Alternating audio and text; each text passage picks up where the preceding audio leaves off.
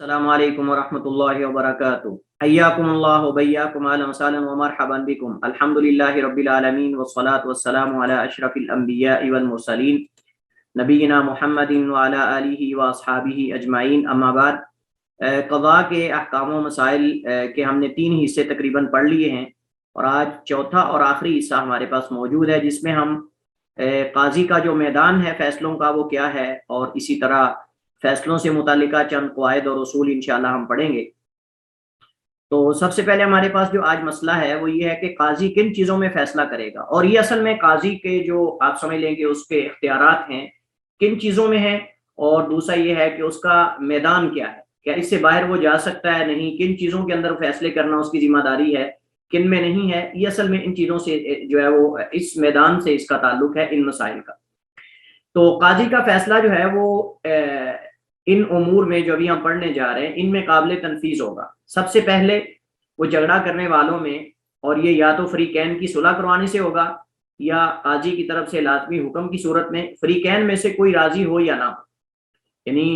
اس کا جو فیصلہ ہے وہ قابل عمل ہے۔ کس طرح ہوگا؟ جھگڑا کروانے والے دو، ان میں بھی وہ دخل اندازی کرے گا۔ مطلب اگر 2 لوگوں میں اختلاف ہو گیا ہے، 2 گروہوں میں، 2 قوموں میں، 2 خاندانوں میں، 2 قبیلوں میں، تو اس میں قاضی کی ہی اصل میں مداخلت ہونی چاہیے، اور یہ 2 طریقوں سے حل ہو سکتا ہے۔ یا تو یہ ہے کہ وہ صلح کروا دے دونوں کے درمیان، یا یہ ہے کہ حتمی فیصلہ دے دے کہ یہاں اس صورت کے اندر فلاں کا حق ہے، اس کو ملنا چاہیے، بس۔ یہ 2 طریقے ہیں، لیکن عموماً جیسے ہم آخر میں انشاءاللہ یہ قاعدہ ذکر کریں گے کہ عموماً جو رشتہ دار ہوتے ہیں، جو ذوی الارحام ہوتے ہیں، ان کے اندر کوشش کرنی چاہیے بجائے حتمی فیصلہ دینے کے ان میں صلح صفائی سے کام کیا جائے، یعنی صلح سے معاملہ اگر نمٹا دیا جائے تو زیادہ بہتر ہے بنسبت کسی ایک فریق کے حق میں فیصلہ کرنے کی بجائے۔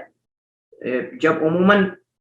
معاملہ جو ہے وہ صرف لڑائی جھگڑے کا ہو تو ان کے درمیان صلح کرنے کی کوشش کرنی چاہیے، بجائے اس کے کہ آپ ایک کو کہہ دیں کہ آپ صحیح ہیں، دوسرے کو کہہ دیں آپ غلط ہیں۔ تو کوشش کریں فہم و تفہیم سے ان کے درمیان صلح ہو جائے، چونکہ صلح ہو جانے سے ان کی جو صلہ رحمی ہے وہ قائم رہتی ہے۔ لیکن جب آپ ایک فریق کے حق میں فیصلہ کر دیں گے تو اس سے ان کے درمیان حسد، بغض اور لڑائی اور اس طرح دشمنی اور زیادہ بڑھے گی، اور وہ جو صلہ رحمی ہے اور جو رشتہ داری ہے وہ ٹوٹ جائے گی۔ اس وجہ سے جب رشتہ داروں کا اختلاف ہو تو اس صورت کے اندر کوشش کرنی چاہیے صلح سے معاملہ حل ہو جائے، بجائے اس کے کہ کوئی فیصلہ ایک فریق کے حق میں آپ کر دیں، دوسرے کو جو ہے وہ آپ غلط ٹھہرا دیں۔ ظالم کو سزا دلوانے اور مظلوم کو حق دلوانے میں بھی قاضی کا اختیار ہے، اور قاضی کا فیصلہ اس میں بھی لاگو ہوتا ہے۔ حدود کو قائم کروانے اور حقوق اللہ کی تنفیذ کروانے میں بھی قاضی کا اختیار ہے۔ حدود قائم ہونی ہے، چور کا ہاتھ کاٹنا ہے، شرابی کو کوڑے لگنے ہیں، زانی کو کوڑے لگنے ہیں، یا اسے رجم کرنا ہے، یا جو بھی شرعی سزائیں اللہ تعالیٰ نے قرآن کے اندر یا نبی کریم علیہ تحیۃ و تسلیم نے اپنی سنت کے اندر بیان کی ہیں، ان کی تنفیذ کون کروائے گا، ان کو نافذ کون کروائے گا؟ یہ قاضی کا کام ہے، یہ اصل قاضی کا کام ہے، یہ میدان قاضی کا ہی ہے، یہ کوئی کسی مولوی کا یا کسی مطلب اور دوسرے فریق کا نہیں ہے۔ یہ قاضی کا کام ہے کہ وہ ان چیزوں کا نفاذ کروائے، اور اللہ تعالیٰ کے جو حقوق ہیں ان کی تنفیذ کا بھی کام قاضی کا ہے، جیسے نمازوں کی پابندی کروانا، اس طرح اگر نماز کوئی نہیں پڑھ رہا ان کے لیے سزائیں مقرر کرنا، تعزیری سزائیں، اس طرح دیگر جو شرعی معاملات ہیں ان کے اندر جو سستی کرنے والے ہیں، مثلا زکوٰۃ نہیں کوئی دے رہا، یا اس طرح کی جو چیزیں ہیں، یہ بھی قاضی ہی فیصلہ کرے گا ان چیزوں کے بارے میں۔ اسی طرح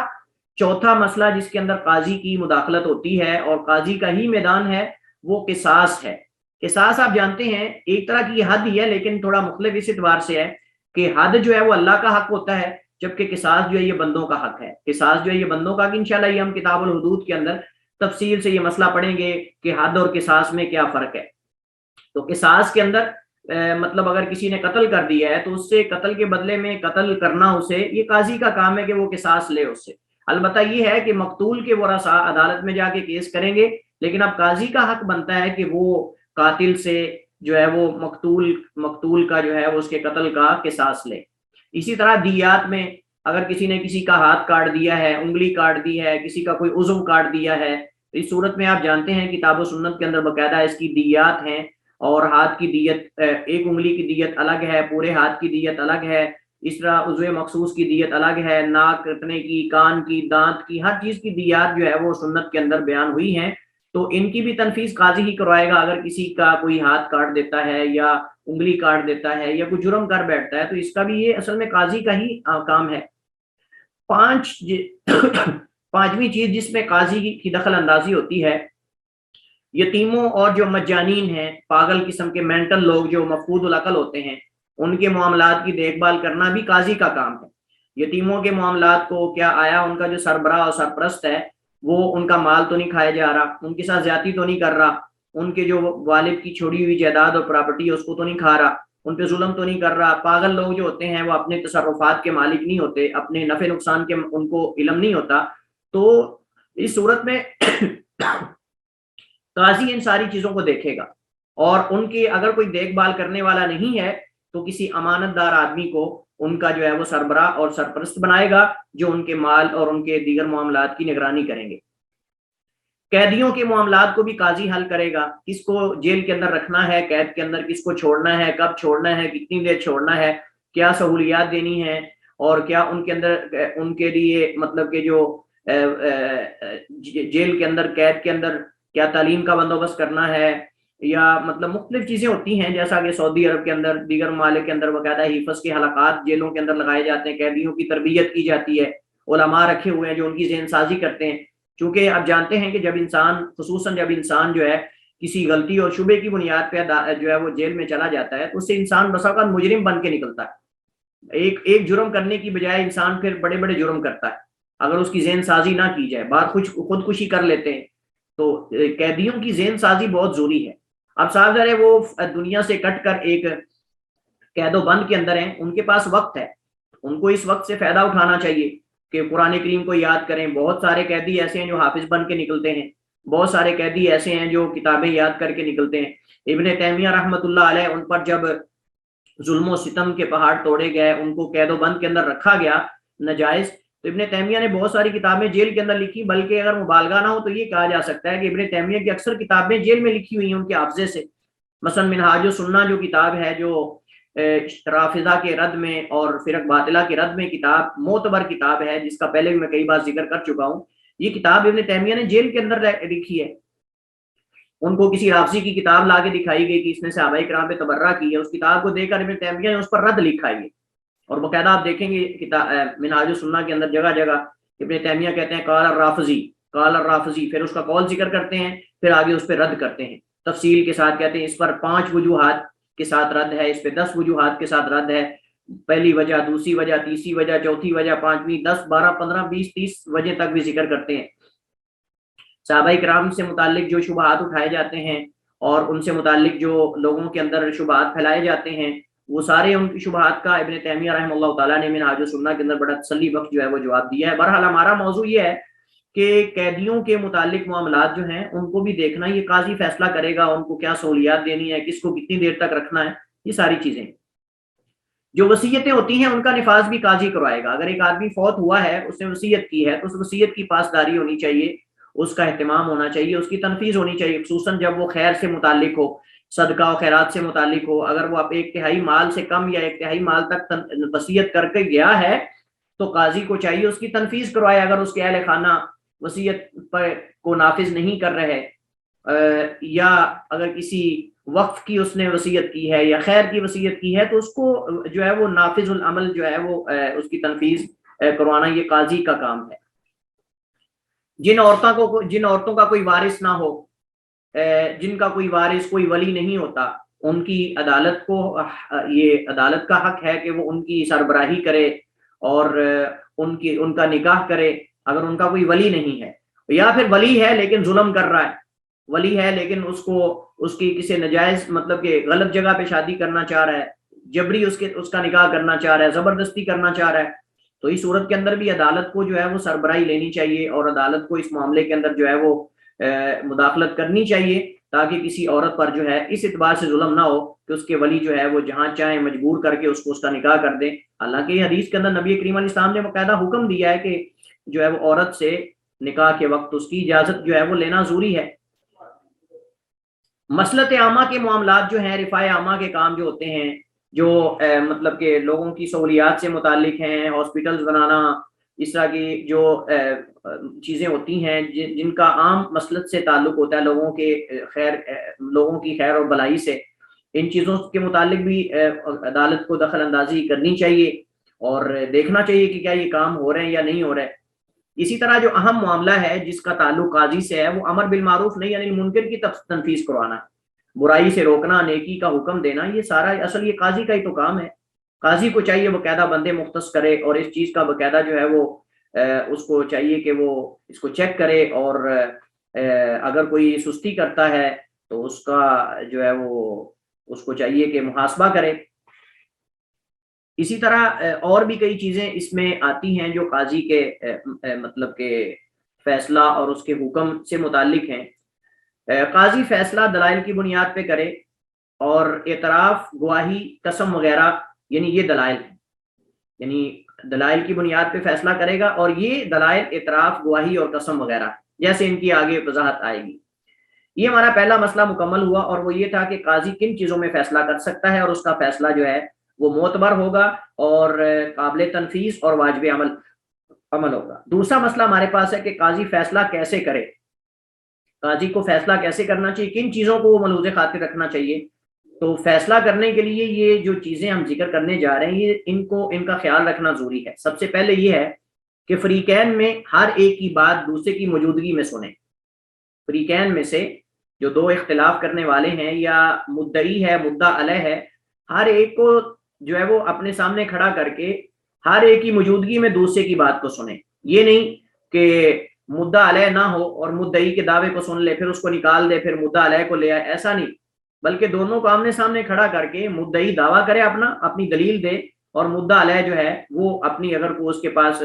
اس کا کوئی جواب ہے یا اس کے پاس بھی اگر کوئی گواہ ہے اپنے اس کے دعوے کو رد کرنے کے تو وہ لے کر آئے۔ یا حدیث کے اندر آتا ہے کہ البینۃ علی المدعی والیمین علی من انکر، کہ جو دلیل ہوتی ہے وہ مدعی پر ہے اور قسم جو ہے وہ انکار کرنے والے پر ہے۔ اہل علم سے مشورہ کرے، اگر اسے کوئی چیز سمجھ نہیں آ رہی تو اسے چاہیے کہ اہل علم سے مشورہ کرے۔ فاسألوا اہل الذکر ان کنتم لا تعلمون، اہل ذکر جو اہل علم ہیں ان سے پوچھ لینے میں کوئی حرج والی بات نہیں ہے۔ اگر اسے کوئی لگ رہا ہے کہ یہ فیصلہ جو ہے میرے لیے مشکل ہے، اس فیصلے کو ملتوی کر دے، ایک دفعہ لیٹ کر دے، مؤخر کر دے، اور اہل علم سے اس میں جا کر مشورہ کرے کہ یہ مسئلہ ہے، اس کے لیے یہ دلیل ہے، اتنے شواہد ہیں، اور یہ مجھے سمجھ نہیں آ رہا تو اس کا حل کیا ہے، تو اس کا وہ حل بتائیں گے اس کو اہل علم۔ لیکن یہ کہ اگر اس کو پتہ نہیں چل رہا اور جہالت میں فیصلہ کر دے تو یہ درست نہیں ہے۔ فریقین مدعی اور مدعا علیہ میں مساوات اور عدل سے کام لے، بات کرنے میں اور اسی طرح سہولیات دینے میں، کھڑا کرنے میں، ہر چیز کے اندر جو ہے وہ ان کے درمیان مساوات اور عدل سے کام لے۔ یہ نہ ہو کہ مدعی کو اپنے بالکل پاس کھڑا کر لے اور مدعا علیہ کو نیچے بٹھا دے، نیچے کہیں کھڑا کر لے، یا مطلب کہ اس کی طرف زیادہ توجہ دے، ایک کی طرف توجہ نہ دے، یہ ایک کے ساتھ دلچسپی کا اظہار کرے، دوسرے کے ساتھ بے رغبتی کا اظہار کرے۔ یہ جو ترجیحات ہوتی ہیں یہ نہیں ہونی چاہیے، بلکہ ان کو چاہیے کہ فریقین کے ساتھ جو ہے وہ عدل و انصاف اور مساوات اور رواداری جو ہے اس سے پیش آئے۔ چوتھی چیز یہ ہے کہ جب دعویٰ اور دلائل کو اچھی طرح سمجھ لے تب، یعنی جب تک وہ دعویٰ اور دلائل کو اچھی طرح سمجھ نہ لے تب تک کوئی فیصلہ نہ سنائے۔ یعنی جب اس کو مدعی دعویٰ کرنے والے کا دعویٰ سمجھ آ گیا ہے تو پھر آپ مدعا علیہ کی طرف جائیں، اس سے دلیل طلب کریں، مدعی سے دلیل سمجھ گیا ہے تو ٹھیک ہے، اگر نہیں سمجھا تو دوبارہ اس سے پوچھیں، دعویٰ سمجھ گیا ہے تو ٹھیک ہے، نہیں سمجھا تو دوبارہ اس سے پوچھیں۔ تو یہ نہیں ہے کہ بس ایسے سارے لاتا جائے اور فیصلے کرتا جائے، ایسی بات نہیں ہے، بلکہ دعویٰ اور دلیل ہر ایک کو سمجھنا چاہیے، اس کو پھر فیصلہ کرنا چاہیے۔ قابل حد جرم میں اگر کوئی شبہ ہو تو حد کو ٹالنے اور نافذ نہ کرنے کی کوشش کرے۔ یعنی اگر کوئی ایک آدمی ایسا مجرم پیش ہو گیا ہے کہ جس پر جو ہے وہ حد رجم ہے، یا جو ہے وہ حد زنا کوڑوں کی سزا ہے، یا چوری کی سزا ہے، لیکن معاملہ واضح نہیں ہے تو اس کو ٹال دے، مطلب یہ کہ اس کو نافذ نہ کرے جب تک معاملہ واضح نہ ہو۔ جب تک معاملہ واضح نہ ہو، کسی مجرم کو غلطی سے معاف کر دینا غلطی سے کسی کو سزا دینے سے بہتر ہے۔ یعنی اگر تو اس کے بارے میں اگرچہ حدیث میں کلام ہے، نبی کریم علیہ الصلوۃ والسلام نے فرمایا کہ جب تک حدود سے نکلنے کی گراہ ہو تب تک حدود کا نفاذ نہ کرو، اور ایک حدیث کے اندر یہ آتا ہے کہ شبہات کی بنیاد پہ حدود کو ٹالنے کی کوشش کرو۔ تو مقصد یہ ہے کہ اگر کوئی شک و شبہ ہے تو صورت میں حد کو نافذ نہ کیا جائے، اور غلطی سے کسی مجرم کو معاف کر دینا یہ بہتر ہے غلطی سے کسی پر سزا لاگو کرنے سے، کیونکہ مسلمان میں اصل بری و ذمہ ہونا ہے۔ اللہ کہ کسی کا جرم ثابت ہو جائے. اصل یہ کہ مسلمان بری ہیں اللہ کہ اس کا جرم کا ثبوت مل جائے. تو اگر آپ کسی کو غلطی سے معاف کر دیتے ہیں تو یہ بہتر ہے اس بات سے کہ آپ غلطی سے کسی کو رجم کر دیں, آپ غلطی سے کسی کا ہاتھ کاٹ دیں, آپ غلطی سے کسی کو کوڑے لگوا دیں, آپ غلطی سے کسی کو جو ہے وہ قید و بند میں رکھیں. تو غلطی سے کسی کو مجرم ٹھہرانا یا اس کو سزا دلوانا اس سے بہتر ہے کہ آپ اس کو جو ہے وہ بری و ذمہ قرار دے دیں, کیونکہ مومن میں مسلمانوں میں اصل یہ ہے کہ وہ بری و ذمہ ہے. قاضی کو چاہیے کہ وہ حدود اللہ میں کسی بھی قسم کی سفارش کو قبول نہ کرے, کسی بھی قسم کے واسطے اور تعلق کو نہ دیکھے, بلکہ اسے اللہ تعالیٰ کی حدود کے نفاذ میں کسی ملامت کرنے والے کی ملامت کا ڈر نہیں ہونا چاہیے کہ مجھے فلاں ملامت کرے گا, مجھے فلاں ملامت کرے گا. اس کو ایسا نہیں کرنا چاہیے. نبی کریم علیہ السلام نے آپ معروف واقعہ جس کی طرف کل بھی میں نے اشارہ کیا تھا کہ نبی کریم علیہ السلام نے جب حضرت اسامہ سے آ کر قریش نے بات کی کہ آپ نبی کریم علیہ السلام کو یہ جو ہے وہ سفارش کرو کہ وہ مخزومیہ عورت جو فاطمہ ہے اس کا ہاتھ نہ کاٹیں چوری کی وجہ سے, تو اللہ کے نبی نے حضرت اسامہ کو کہا کہ اسامہ اتشفع فی حد من حدود اللہ, کیا آپ اللہ کی حدوں میں ایک حد میں شفاعت کرنے لگے ہو, سفارش کر رہے ہو. پھر آپ نے خطبہ دیا اور اس کے اندر آپ نے فرمایا لو ان فاطمہ بنت محمد سرقت لقطعت یدہا, یہ تو فاطمہ مخزومیہ عورت ہے, اگر فاطمہ بنت محمد بھی چوری کر لے تو میں اس کا بھی ہاتھ کاٹ دوں. تو علماء کرام فرماتے ہیں, لیث بن سعد, امام لیث بن سعد مصری رحمۃ اللہ علیہ فرماتے ہیں کہ یہاں جب یہ حدیث پڑھی جائے تو یہ کہنا چاہیے کہ نبی کریم علیہ السلام نے فرمایا لو ان فاطمہ بنت محمد سرقت, بفرض محال اگر فاطمہ کی اگر نبی علیہ السلام کی بیٹی فاطمہ بھی چوری کر لے, بفرض محال, کلا وحاشا, فاطمہ ایسا کر نہیں سکتی نبی کی بیٹی, لیکن اگر بفرض محال ایسا کر لے. ابن سعد لیث بن سعد کہتے ہیں یہ ادب کا تقاضا ہے کہ جب یہ حدیث پڑھائی جائے یا جب یہ حدیث پڑھی جائے, جب یہ بیان کی جائے تو ساتھ یہ کہا جائے بفرض محال, بفرض محال اگر فاطمہ بنت محمد بھی چوری کر لے تو میں اس کا ہاتھ کاٹ دوں. وگرنہ فاطمہ رضی اللہ تعالی عنہا ان سے یہ سوچا نہیں جا سکتا ان کے بارے میں کہ وہ ایسا کریں گی, لیکن نبی کریم علیہ السلام نے عدل کے بول بالے کے لیے, عدل کو جو ہے وہ عام کرنے کے لیے اور رواداری اور مساوات کو اور ان چیزوں کو اور یہ بتانے کے لیے کہ حدود کے اندر کسی ملامت کرنے والے کی ملامت کو نہیں جو ہے وہ اس سے ڈرنا چاہیے, کسی رشتہ دار کی رشتہ داری کو نہیں دیکھنا چاہیے, کسی طاقتور کی طاقت کو نہیں دیکھنا چاہیے, بلکہ اللہ کی حدوں کو نافذ کرنا چاہیے. جھگڑا عدالت میں پہنچنے سے پہلے فیصلہ نہ سنائے. اگر ابھی تک فیصلہ پہنچا ہی نہیں عدالت میں معاملہ تو پہلے ہی فیصلے سنانا شروع کر دے کہ فلاں اگر آ گیا تو میں نے یہ فیصلہ سنانا ہے,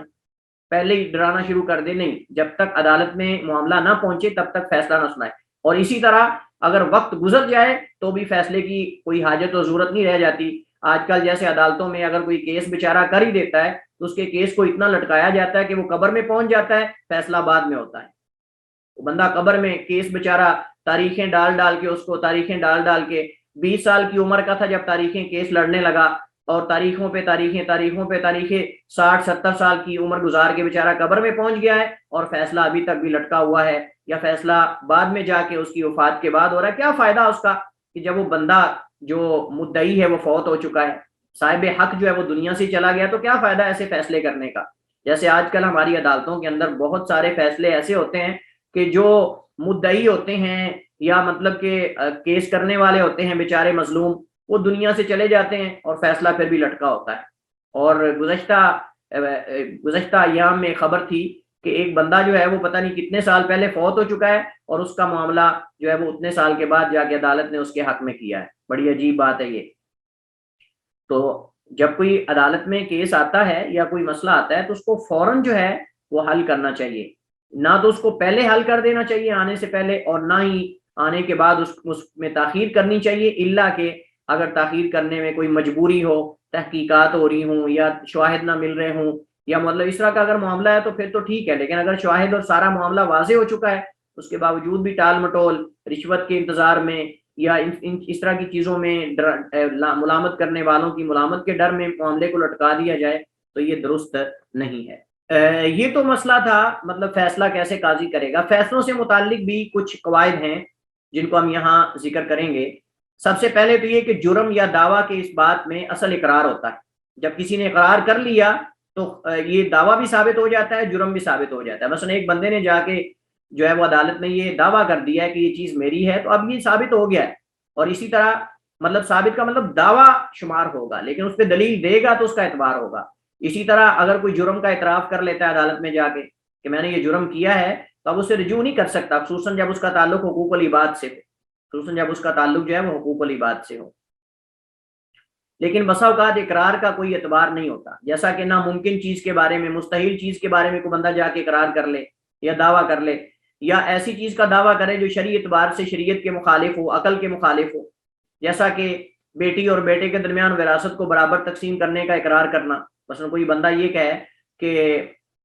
میں اس بات کا حکم دیتا ہوں کہ میرے اور بہن کے درمیان برابر برابر چیز تقسیم کی جائے۔ اب شرعی اعتبار سے تو اس کو آپ نہیں تقسیم کر سکتے نا، حال بتائیے کہ اگر آپ مالدار ہیں اور آپ اس کو اپنا حصہ دینا چاہتے ہیں یہ الگ بات ہے، لیکن آپ یہ کہیں کہ میں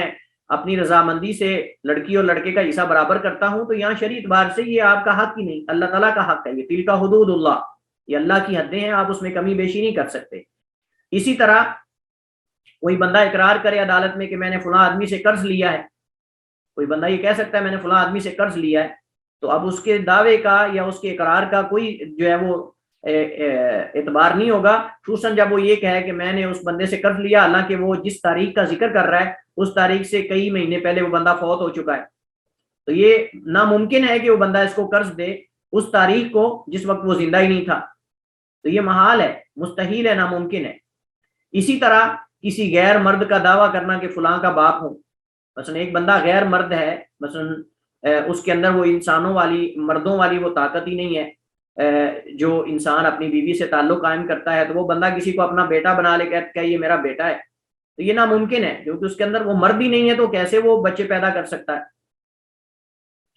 اقرار کرنے کے بعد اس میں رجوع حقوق اللہ میں تو بعض علماء کے ہاں ہو جاتا ہے، لیکن حقوق العباد میں کسی صورت میں نہیں ہوتا، حقوق العباد میں کسی صورت میں نہیں ہوتا۔ ایک بندہ اگر عدالت میں یہ اقرار کر چکا ہے کہ میں نے اس سے قرض لیا ہے، تو اب بعد میں کہ نہیں میں نے لیا ہی نہیں، اب دوبارہ اس کا کوئی اعتبار نہیں۔ جب عدالت میں یہ اقرار کر چکا ہے کہ میں نے اس سے قرض لیا ہے، تو اب اس کو قرض دینا پڑے گا، اب خالی انکار کرنے سے وہ اس قرض سے نہیں بچ جائے گا۔ لیکن اگر ایک بندے نے عدالت میں آ کے یہ اعتراف کر لیا ہے کہ میں نے زنا کیا ہے، لیکن بعد میں فوراً وہ کہتا ہے میں نے نہیں کیا، تو اس کے اندر بعض علماء کہتے ہیں کہ اس کو چھوڑ دیا جائے گا، اس کے اندر بعض علماء کہتے ہیں کہ اس کو چھوڑ دیا جائے گا۔ نبی کریم علیہ الصلوۃ والسلام کا جب ماعز بن مالک اسلمی آئے تو اللہ کے نبی صلی اللہ علیہ وسلم نے مختلف الفاظ استعمال کیے ہیں، اور آپ کی کوشش تھی کہ یہ بندہ جو ہے وہ بچ جائے، لیکن جب انہوں نے 4 بار، اللہ کے نبی ادھر منہ کر لیتے وہ ادھر آ جاتے، جب ادھر منہ کرتے ادھر آ جاتے، 4 بار اللہ کے نبی علیہ الصلوۃ والسلام نے اپنا رخ بدلا، اور وہ 4 بار انہوں نے کہا کہ میں نے جرم کیا ہے، میں نے گناہ کیا، پھر آپ نے اس پر حد لگائی، اگرچہ 4 بار لازم نہیں ہے، اگرچہ 4 بار لازم نہیں ہے اعتراف کروانا۔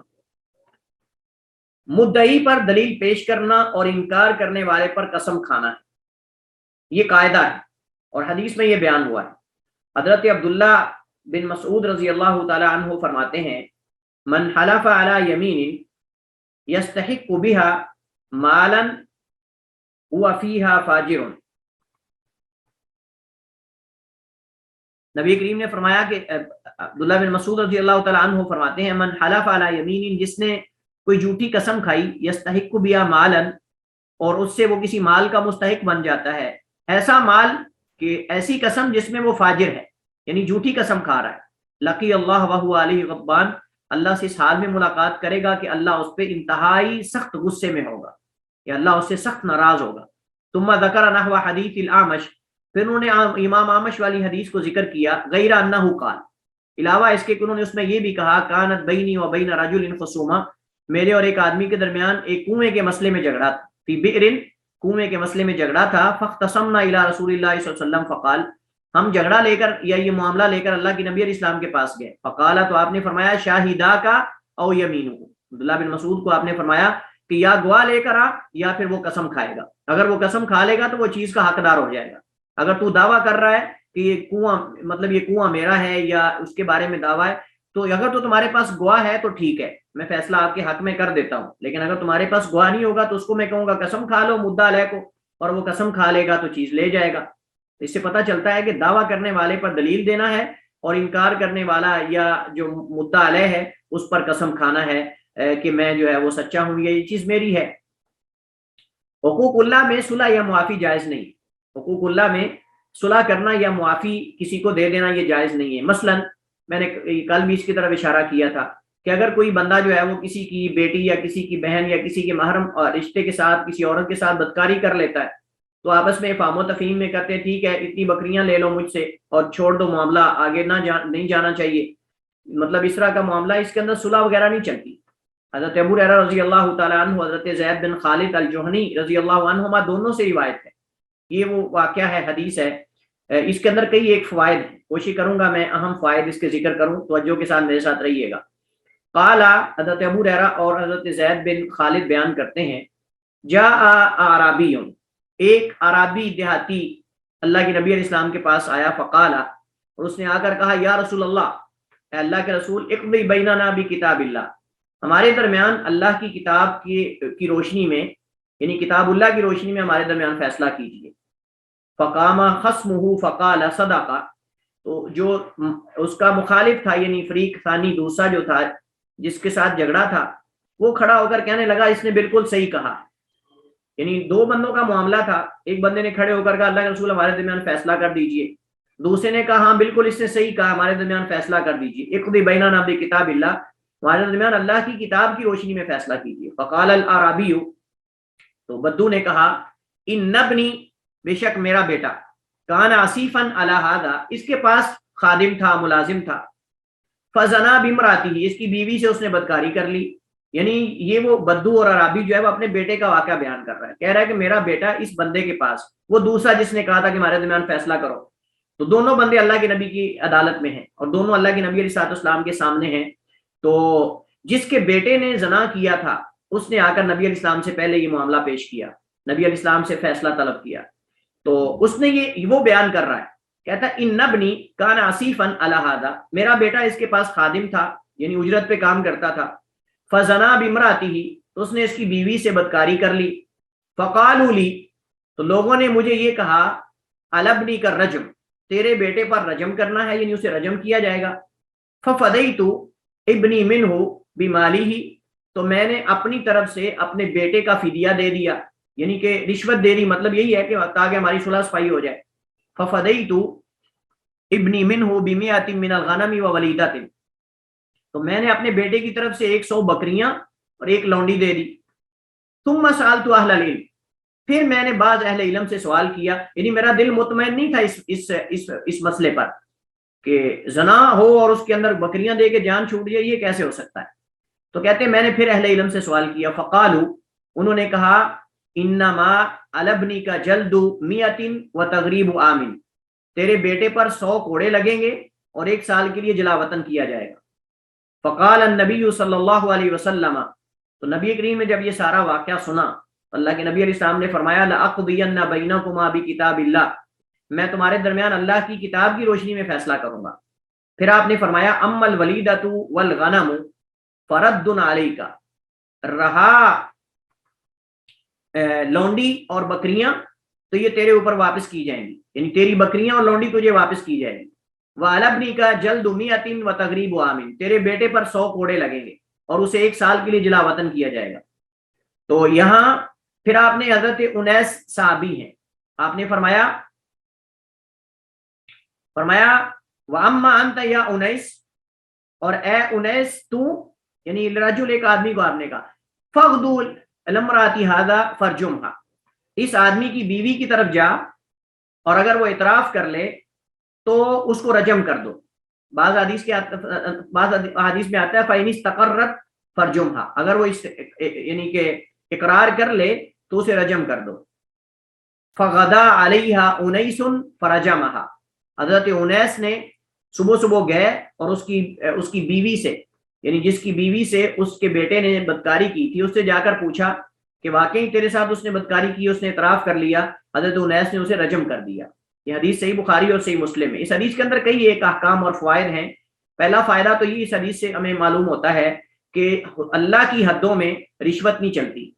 اللہ کی حدوں میں نہ سفارش چلتی ہے نہ رشوت چلتی ہے۔ یہاں چونکہ زنا کا معاملہ اور حد کا مسئلہ تھا تو اہل علم تک پہنچ چکا تھا، تو اب لوگوں کا یہ کہنا کہ تم 100 بکریاں دے دو اور ایک لونڈی دے دو جان چھوٹ جائے گی، یہ درست نہیں تھا عمل۔ تو ایک تو یہ ہے کہ اہل علم سے پوچھنا چاہیے، جیسے انہوں نے جا کر پوچھا، اور اگر کسی کے فتوے پر انسان کو شک ہو تو کسی دوسرے سے اہل علم سے پوچھنے میں کوئی حرج نہیں ہے۔ اور دوسرا اس حدیث کے اندر مسئلہ تیسرا یا دوسرا یہ ہے کہ نبی کریم علیہ الصلوۃ والسلام کے زمانے میں بھی بعض صحابہ فتوے دیے کرتے تھے، نبی کریم علیہ الصلوۃ والسلام کے زمانے میں بھی بعض صحابہ کرام فتویٰ دیا کرتے تھے، جیسے اس حدیث کے اندر موجود ہے کہ اہل علم سے انہوں نے جا کر سوال کیا، حالانکہ اللہ کے نبی موجود ہیں، تو انہوں نے کہا کہ تیرے بیٹے کو جو ہے وہ کوڑے لگیں گے 100 اور جو ہے وہ جلا وطن کیا جائے گا۔ تو یہ اہل علم نے فتویٰ دیا تھا، حالانکہ اللہ کے نبی بھی موجود تھے، لیکن انہوں نے اپنے علاقے میں وہاں اہل علم سے پوچھا۔ تو مطلب یہ کہ نبی کریم علیہ السلام کے زمانے میں بعض صحابہ کرام فتویٰ دیے کرتے تھے۔ اسی طرح اس حدیث کے اندر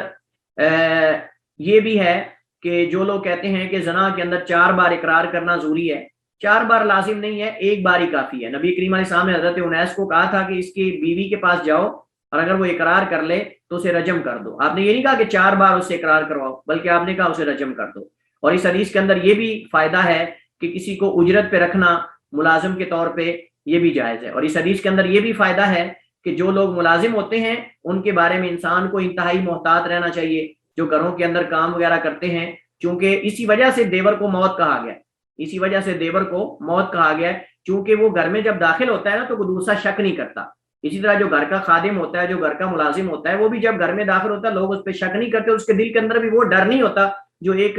دوسرا اجنبی آدمی گھر میں داخل ہوتے ہوئے ڈرتا ہے۔ یعنی جب اجنبی آدمی کسی آپ کے گھر میں یا کسی کے گھر میں داخل ہوتا ہے تو اس کے دل میں ایک ڈر ہوتا ہے، لیکن جو گھر کا خادم ہوتا ہے، جو ملازم ہوتا ہے، اس کے دل کے اندر ڈر نہیں ہوتا۔ اب آپ سامنے یہ واقعہ موجود ہے کہ دیکھیں اس کے بیٹے نے، وہ اس کے گھر میں کام کرتا تھا اجرت پہ، اس کی بیوی کے ساتھ بدکاری کر لی، تو اس وجہ سے ہی تو دیور کو بھی موت کہا گیا، چونکہ وہ ایک گھر کے اندر رہتے ہیں اور دیور گھر کے اندر آئے گا جائے گا، یعنی اس کا بھائی، تو کوئی اس پہ شک نہیں کرے گا، وہ کہیں گے اپنے بھائی کے گھر جا رہا ہے، کوئی مسئلہ ہی نہیں ہے۔ اور ویسے بھی اس کی جو مطلب کہ جو اس کے بھائی کی جو بیوی ہے، جو اس داخل ہونے والے کی بھابھی لگتی ہے، وہ بھی یہی کہے گی کہ میرے شوہر کا بھائی ہے، مطلب یہی دل کے اندر ہوتا ہے، تو اس سے شیطان کو موقع مل جاتا ہے۔ تو اس وجہ سے نبی کریم علیہ الصلوۃ والسلام نے اس کو موت قرار دیا ہے۔ تو اس سے یہ حدیث سے پتہ چلتا ہے کہ جو خادم ہوتے ہیں، جو ملازم ہوتے ہیں، ان کے بارے میں انسان کو انتہائی محتاط ہونا چاہیے، ان کو بلکہ اپنی عدم موجودگی میں گھر کے اندر داخل ہونے کی، اپنی بیوی، اپنے جو رشتہ دار ہوتے ہیں، عورتیں، ان کے پاس داخل ہونے کی اجازت نہیں ہونی چاہیے، کیونکہ شیطان ان چیزوں سے موقع پا کر جو ہے وہ ورغلاتا ہے۔ آپ دیکھ لیں، واقعہ آپ کے سامنے موجود ہے حدیث کے اندر، یہ بھی اس حدیث سے ہم جو ہے وہ فائدہ اخذ کر سکتے ہیں کہ جن کا گھر کے اندر آنا جانا ہو ان کے بارے میں انسان کو محتاط ہونا چاہیے۔ اور اسی سے متعلق مسئلہ وہ دیور والا بھی ہے۔ اور بھی اس کے اندر کئی ایک فوائد ہیں، لیکن یہ ہمارا چونکہ موضوع نہیں حدیث کا، ہمارا موضوع فقہ ہے۔ رشتہ داروں میں اختلاف ہونے کی صورت میں کسی ایک فریق کے حق میں فیصلہ کرنے کی بجائے صلح کروانا زیادہ بہتر ہے، تاکہ قطع رحمی نہ ہو، آپس میں دشمنی پیدا نہ ہو، بگاڑ پیدا نہ ہو، وغیرہ وغیرہ، جو پہلے میں ذکر کر چکا ہوں۔ اور چھٹی چیز وہ یہ ہے کہ تنگ دستی موجب انتظار تو ہے، موجب اسقاط اور معافی نہیں۔ تنگ دستی موجب انتظار تو ہے، موجب اسقاط اور معافی نہیں ہے۔ یعنی کہ اگر ایک بندہ مقروض ہے اور تنگ دست ہے تو قاضی کے لیے حق نہیں بنتا کہ وہ اس کا حق ہی گرا دے، کہ ٹھیک ہے قرض نہ دے۔